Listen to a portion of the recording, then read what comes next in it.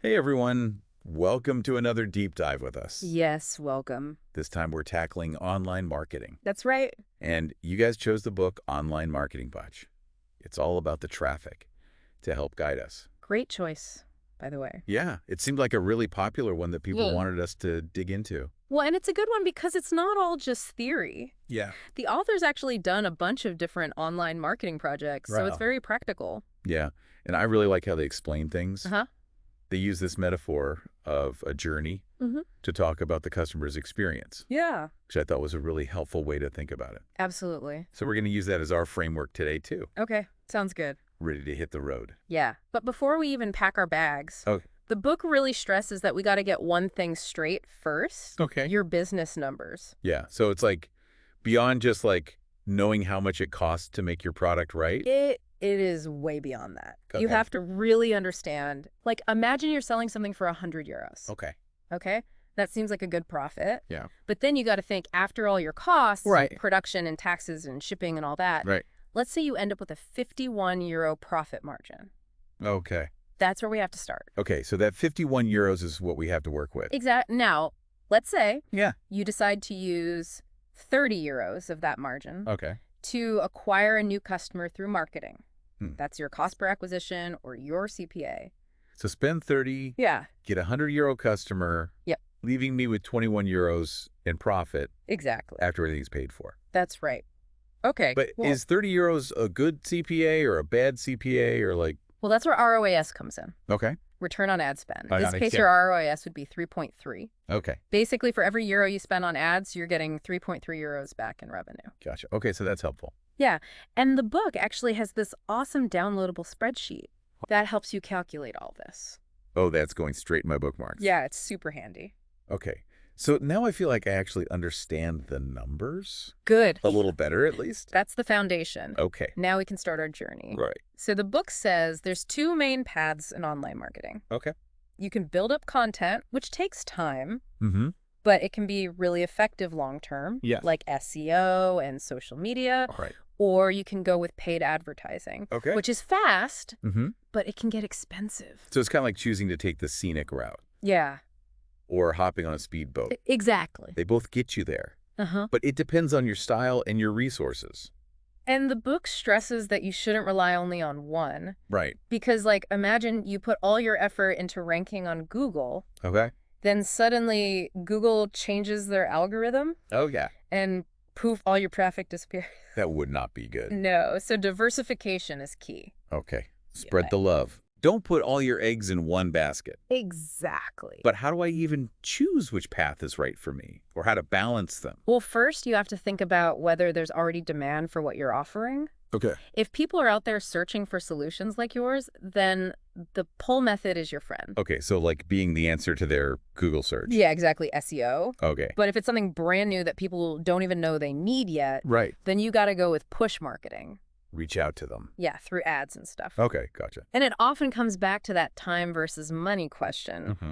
Pull marketing, especially SEO, takes time to build up, Right. while ads can get you in front of people much faster, but at a cost. Okay, so let's say I've got my business numbers down. Mm-hmm. I've chosen my path, Okay. and I'm ready to guide those potential customers on their journey. Right. What's the first landmark we hit? That's the top of the funnel. Okay. Or 2.0 if, as the cool kids call it. This is all about making people aware of your brand or your product. Okay, that first impression. That crucial first impression, exactly. So how do we snag their attention? Well, it depends on your path. Okay. If we're talking pull, Yeah. then SEO is king. Okay. We need your website to show up when people Google their problem. Right. And that means nailing keyword research. Okay. The book recommends a tool called Answer the Public. Oh, I've heard of that. It shows you all the questions people are actually asking online. Oh, cool. You can get tons of content ideas. That's way better than just guessing what people are typing in. Right. And then there's Google Trends Okay. to see how those searches change over time. Okay, stay ahead of the curve. Exactly. Now, if you're going the push route at this stage, then social media is your playground. All right, so eye-catching visuals, maybe a funny video, Yeah. but how do I avoid getting lost in the sea of other posts? That's where understanding the algorithms comes in. Okay. Each platform has its own way of deciding who sees what It's like a popularity contest, but the judges are lines of code. And the book had some interesting points about different types of keywords to use at this stage. Yes. Something about informative versus transactional keywords. Yes. It's like this. Okay. Someone searching how to choose the right hiking boots, Yeah. they're probably just starting their research. Right. They need information, not a sales pitch. Yeah. That's an informative keyword. No. But if they search buy waterproof hiking boots online, Okay. then they're ready to buy Yeah. transactional keyword ready to convert. Gotcha. And that difference is crucial for both your content and your ads. Right. Speaking of content, Yeah. once we've snagged their attention at the top of the funnel, Mm-hmm. we need to lead them somewhere that keeps them engaged. Right. So that's where our next stage begins. All right. Let's dive in. Okay. Okay. So we've successfully lured them in Right. with our catchy social media posts, or we answered their burning questions on Google. Yep. Now what? Now it's website time. Okay. Got to roll out the welcome mat. So it's more than just like having a nice looking website, right? It's going to be designed to turn those visitors into leads and customers. Okay. And I remember the book talking a lot about landing pages. Yes. But I always get that confused with just like a full website. Okay, so imagine You- walking into a massive department store Okay. versus a boutique Okay. that's dedicated to one specific thing, Okay. like handcrafted leather bags. Got it. The department store might be overwhelming, Yeah. but that boutique is focused laser-like on bags. Yeah. That's what a landing page is. Okay. It's a streamlined experience for a specific offer or campaign. Okay. So it's like removing all the distractions So does that. and guiding them towards one specific action. Yeah. Yeah. Okay. And the book also talked about using things like clickbaits Yes. and lead magnets Yes. to make those landing pages even more enticing. Right. But I got to say, those words always sound a little bit manipulative to me. Well, it's all about how you use them. Okay. Think of clickbaits, like those headlines you see online. Okay. You won't believe what this cat did next. Yeah. They're designed to pique your curiosity, Right? make you want to click. Yeah. Done right. It's not about tricking people. Okay. It's about enticing them Yeah. with a promise of something valuable Okay. or entertaining. Okay, so it's like a delicious appetizer Exactly. that gets you ready for the main course. Yes, and lead magnets. Yeah, what are those again? Imagine you go to a conference Okay. and they give you a free ebook Okay. packed with insider tips Mm. or a checklist that helps you solve a specific problem. Right. That's a lead magnet. Okay. It's valuable content offered for free Yeah. in exchange for the visitor's email address. So they get something useful, Mm-hmm. and you get to build a relationship. Exactly. Win-win.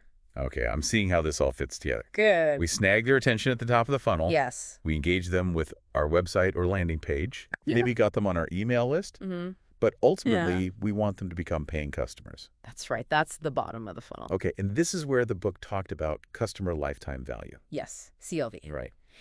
It's not just about getting that one-time purchase. It's about maximizing the value of each customer over time. Right. And they had a good example in the book Yeah.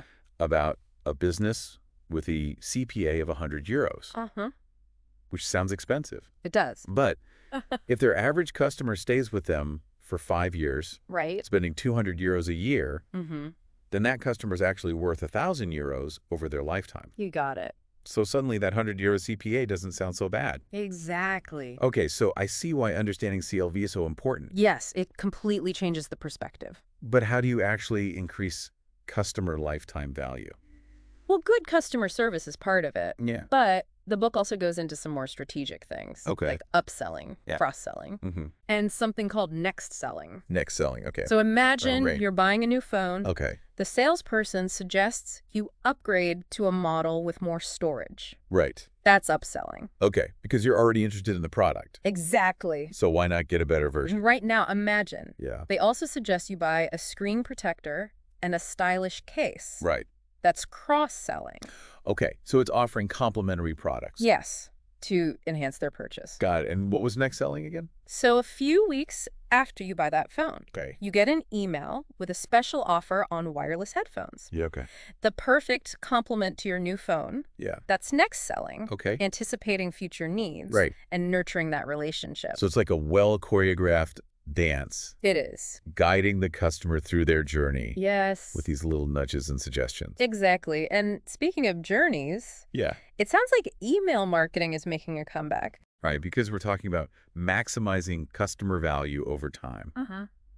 And email seems like a good way to do that. It's a great way to do that. Okay. Some people might call it old school. Yeah. But email is still the most direct line to your audience. Okay. It's a channel that you own, you control, Right. no algorithms deciding who sees your message. Yeah, that's a good point. As other advertising costs go up, email becomes even more valuable. Okay, so email's officially not dead. No, it's not. Okay.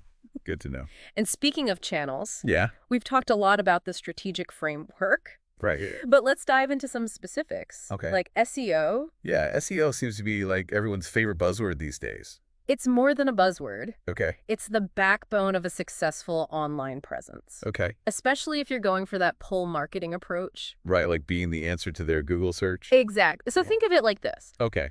Your website could have amazing content, but if it's buried in the search results, Right.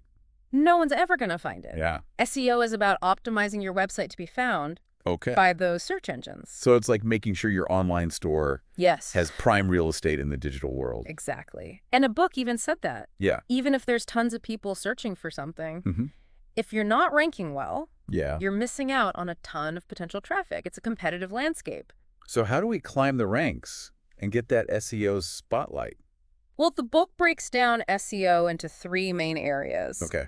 On-page, off-page, Okay. and technical SEO. Technical. On-page SEO is like sprucing up your storefront, Okay. using the right keywords in your titles and headings and content Yeah. to signal to those search engines what your website's all about. So it's like having a really clear and enticing sign Exactly. that tells people what they'll find inside. But it's not just about keywords. Okay. It's also about making sure your website is easy to navigate, easy to understand, both for your visitors and those search engine bots. Okay. Google wants to provide the best experience. Mm-hmm. So websites that are well organized and user-friendly tend to rank higher. That makes sense, because a happy visitor is more likely to stick around. Exactly. But what about off-page SEO? This is where you build your reputation Okay. through external factors like backlinks. Backlinks. Okay. Think of them as votes of confidence from other websites. Okay. The more high-quality websites that link to you, Yeah. the more credible you appear. So it's like getting endorsements from other Exactly. businesses in your field. Yes, the more endorsements you have, the more trustworthy you seem. Got it. And then there's technical SEO. Yes, the behind-the-scenes stuff. Right. And the book made it sound like this was really important, It is. but also kind of intimidating. It can be. Yeah. It's about making sure your website is easily crawlable, Okay. indexable by search engines. Okay. So things like page load speed. Right. Nobody likes a slow website. Mobile friendliness, Mhm. and making sure you have secure connections. Okay. HTTPS. Yes, Google even has these new metrics called Core Web Vitals. Oh, yeah. I've heard of those. They measure user experience factors, Okay. like loading speed and stability. So it's like making sure the foundation of your store is rock solid, Exactly. while on-page and off-page SEO is about making it attractive. And reputable, yes. Okay, but where do you even begin with all of this? Well, the good news is there's tons of tools and resources out there. Oh. The book recommends starting with Google's Keyword Planner. Oh, yeah. It's free. Okay. Gives you insight into what people are actually searching for. Cool. You can see search volume competition Mhm. and even suggested bid prices if you're thinking about running ads.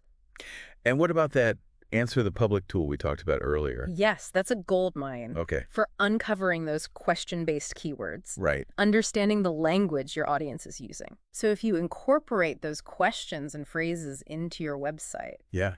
you increase your chances of showing up when sure. people are looking for those answers. Okay. So I've covered a lot with SEO, We have. but there's another channel that's often top of mind Mm-hmm. when people think about online marketing, social media, Yes, the land of likes and shares. endless scrolling. Yes, but the book cautions against thinking of it as the be-all and end-all. Okay, so it's just one piece of the puzzle, Exactly. and you need to approach it strategically. And the key is understanding those algorithms. Okay. Each platform has its own set of rules Right. that determine what content gets seen and by whom. So it's like trying to crack a code. Yes, but the code keeps changing. Oh, great. The book says don't fall into the trap of vanity metrics, Okay. like focusing only on your follower count. Right. It's easy to get caught up in the numbers. It is. But a large following doesn't always mean business success. It doesn't, you want a smaller, highly engaged audience Huh. than a massive one that's just passively scrolling. So it's about providing value, Yes. building relationships. Exact, not just self-promotion. So create content that your audience actually finds interesting, Yes, and helpful. not just constantly trying to sell them something. Exactly. And if you're in a field where knowledge is key, Okay. share your insights. Yeah. Establish yourself as a thought leader. Good. The book said, give away the milk for free and people will line up to buy the cow. I love that analogy. It's a good one. So by providing valuable content, you're building trust and credibility. Exactly. Yeah. Which can lead to sales down the line. Right. But even with the best content, there's still the challenge of actually getting people to take action. There is, and the book goes into some psychology here, Oh. things like FOMO. FOMO, the fear of missing out. Yes, that feeling you get when you see everyone else enjoying something Right. and you don't want to be left out. Yeah. So online marketers can tap into that Okay. by creating urgency or scarcity around their offers. Okay, so like limited time discounts Yes. or exclusive bonuses, Exactly. highlighting the limited availability. But the key is to use these tactics ethically. Right. You don't want to be misleading or pushy. No, you want to create genuine excitement. Right. Encourage them to take action because they truly believe in the value. Okay. And alongside FOMO, Yes. the book also talked about social proof. Yes.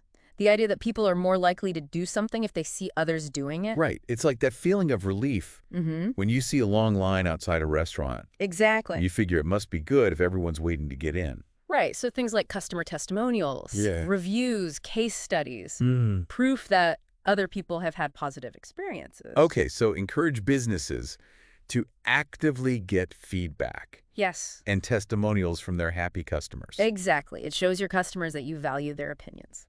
Okay, so we've covered a lot of ground We have. from Online Marketing Book. It's all about the traffic. We've talked about the customer journey, explored SEO and social media, and even touched on a little bit of psychology. We did. So as we head into the final leg of our journey, Okay. what's one key message you want our listeners to carry with them?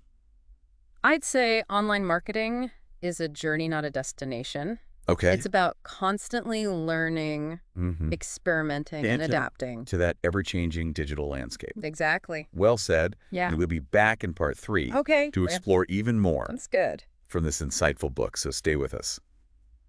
All right, welcome back for the final part Final stretch. of our deep dive into Online Marketing Book. It's all about the traffic. Yep. And we've covered a lot of ground. We have. Talked about the customer journey, different channels like SEO and social media, Yes. even a little bit of psychology. Right. But it feels like there's one crucial piece missing. Okay. How do we bring it all together into a coherent strategy? That's where this last part gets exciting. Right. The book says before you even think about launching a campaign or writing a single social media post, Okay. you need a plan. All right, so no winging it No winging it. in the world of online marketing. It's like setting off on a road trip without a map. Okay. You might end up somewhat interesting, Yeah. but you're probably going to get lost, Right. waste time, Yeah. maybe even run out of gas. Okay, so what does a good roadmap look like? The book gives a simple framework, Okay. plan, Mm-hmm. analyze, Okay. optimize. That's like a continuous cycle. It is a continuous cycle of improvement. Okay. You start with a plan, Mm-hmm. put it into action, Okay. analyze the results, Yeah. and then optimize based on what you've learned. So less about setting things in stone and more about being flexible. Exactly. Data-driven decision-making. Okay. And it all starts with defining your goals. Yes. What are you trying to achieve with all this? Right. Is it brand awareness, Yeah. email signups, sales, All of the above. maybe all of the above? Right. But I can see how having those goals clearly defined would help. It makes a huge difference. Yeah. It helps you choose the right paths and strategies. Okay. The book actually breaks down different types of goals, Okay. like branding, Mm-hmm. engagement, Okay. lead generation, Right. conversion. And each goal requires a different approach. It does, and different metrics to track your progress. So if my goal is just building brand awareness, I wouldn't just focus on how many people are buying my product. No, you'd look at things like impressions and reach, Okay, social so- media mentions, Yeah. indicators that people are becoming familiar with your brand. Okay, but if conversions are my top priority, Then you'd be tracking website traffic, Yeah. leads generated, and of course, sales. Okay, so goals are locked in. Right. What's next? Time to put that plan into action. All right. Launch your campaigns, write those blog posts. Get my social media game on point. Yes, but the journey doesn't end there. Okay. It's time for analysis. Right. And the book talked a lot about tracking data, Yes. using those analytics tools. So think of it like checking your map and compass, Okay. or people clicking your ads, Yeah. visiting your website, Mhm. signing up for your email list, Right. and most importantly, are they becoming paying customers? So analysis is about understanding what's working and what's not, And why? and why. Yes. And based on those insights, Yeah. we move to the final stage, optimization. Okay. It's about taking that data Yeah. and making changes. So let's say you discover that one social media platform is driving a ton of traffic, Okay. but those visitors aren't converting. Right.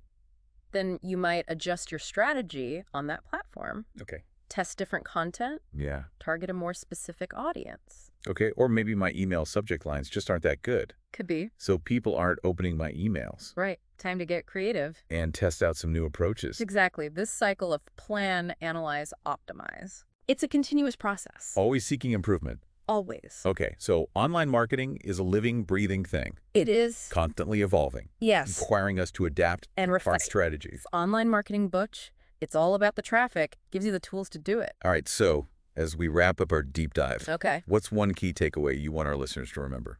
Online marketing is a journey of continuous learning Okay, and improvement. so embrace the process. Embrace the process. Experiment, analyze your results. And never stop learning. And remember, it's all about the customer, It is. understanding their journey and providing value That's the foundation. of any successful strategy. It is. Awesome. Well, thank you so much for guiding us through this deep dive. My pleasure. We hope you found it valuable and feel ready to tackle the world of online marketing. Yes, good luck out there. And don't forget to check the show notes for links to all the resources we mentioned. Including that ROAS spreadsheet. Until next time, happy marketing, everyone.